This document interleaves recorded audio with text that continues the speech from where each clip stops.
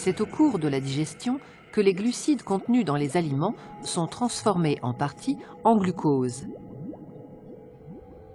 C'est à ce moment-là que l'absorption intestinale permet au glucose de passer dans le sang. Sa concentration moyenne, qu'on appelle glycémie, est de l'ordre de 1 g par litre de sang. Même si elle peut varier au cours de la journée, cette valeur est maintenue à ce niveau grâce à l'intervention de mécanismes permettant le stockage et le déstockage du glucose.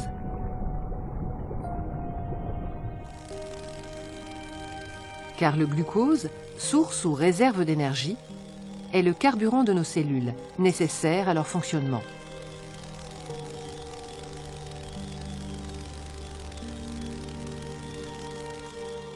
Foie et pancréas jouent un rôle fondamental dans la régulation de la glycémie. Le pancréas sécrète dans le sang des hormones susceptibles d'en faire varier la valeur. 2 scénarios peuvent se présenter. Après un repas copieux, la glycémie augmente. Le pancréas va le détecter et déclencher immédiatement la production d'une hormone, l'insuline, qu'il libère dans le sang.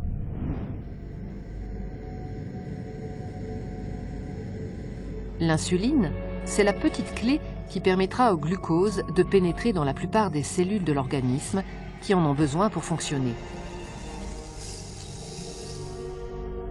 Mais l'insuline va également favoriser la mise en réserve du glucose dans les organes de stockage du corps, principalement le foie et les muscles. L'ensemble de ces mécanismes tend à s'opposer à la hausse excessive de la glycémie dont souffrent les diabétiques. On peut donc dire que l'insuline sécrétée par le pancréas, en favorisant le stockage du glucose, fait baisser la glycémie.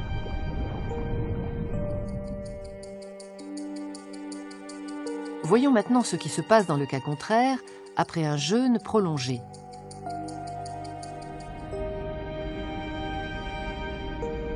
Le pancréas détecte une baisse de la glycémie, un manque de glucose dans le sang.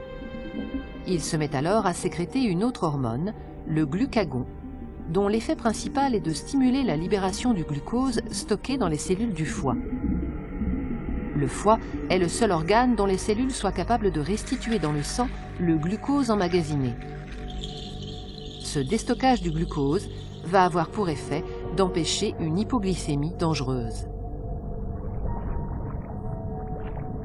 Pancréas et foie jouent donc un rôle important dans le contrôle permanent de la glycémie.